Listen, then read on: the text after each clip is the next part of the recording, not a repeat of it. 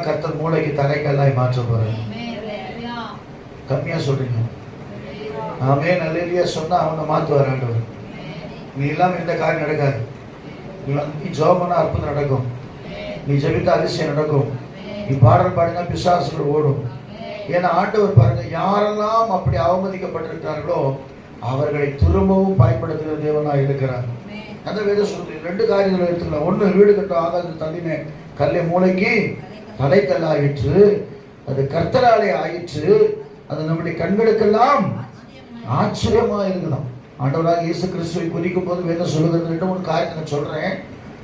அப்போஸ்தலனாகிய பேதுரு சொல்லும்போது சொல்றாரு. 1 பேதுரு புஸ்தகம் 2ஆம் அதிகாரம் 4-12 வரைக்கும் நம்ம வாசிக்கும் போது ரொம்ப அழகா சொல்றாரு பேதுரு. கர்த்தருக்கு ஸ்தோத்திரம், தேவனுக்கு மகிமை உண்டாவதாக. பேதுரு அழகா சொல்றாரு. 1 பேதுரு புஸ்தகம் 2ஆம் அதிகாரம் 4ஆம் வசனத்து 12ஆம் வசனத்து வரைக்கும் வாசிக்கும் போது